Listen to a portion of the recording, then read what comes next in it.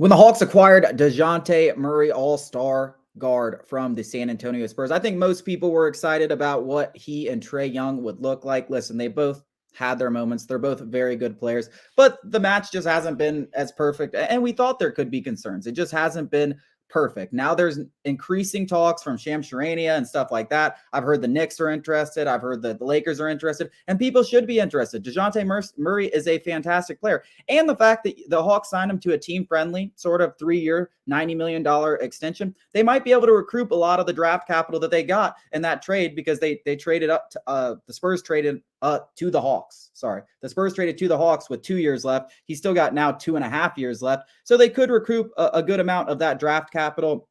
So I ask you a question. Is Dejounte Murray going to be on this team following the trade deadline? I don't know why he wouldn't be, because I think obviously people want a 25-5 guy who's on a very palatable 20-a-year deal. That doesn't come around the block too often, and he dramatically improved his efficiency from the three-point line. I think he's shooting like 37 or 38% this year. And he plays good defense on the perimeter. I mean, everybody would love a guy like Dejounte Murray. He's a dog. He's got the right attitude for a championship caliber team. His acquisition hasn't netted the results in terms of wins and losses that many Hawks fans, myself included, thought were going to come. And now we are sitting here in the first full year of Quinn Snyder. I still was hoping for better things. Things haven't come to fruition in the wins and losses department. I still think that Quinn Snyder's not going to be ready to give up on his idea of what Dejounte Murray and Trae Young could be just yet.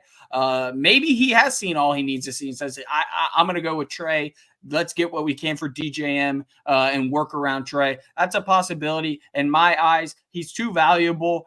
We talked about the Hawks DNA all offseason in terms of what Quinn Snyder was bringing to the table.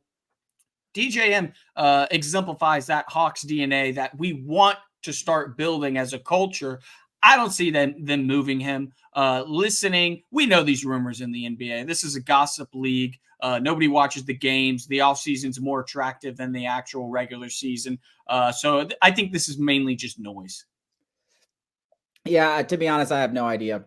I would love to sit here and give you one way or another. I do think the Hawks are going to majorly change things going into the trade deadline, whether that includes trading Dejounte Murray. He's certainly the most attractive trade chip that they have. So if they're going to try to reconstruct this roster around Trae Young, you think they'd probably have to move on to him, get some picks and some young pieces or whatever they can for him, and then try to, retool this thing. Because like we've said, how many more opportunities are they going to have with Trae Young? I mean, before he says, hey, I've had enough, I want to move on. And when you look at the way Trae's playing, you got to do what's best for Trae Young because he's the guy on this team. We've said it time and time again.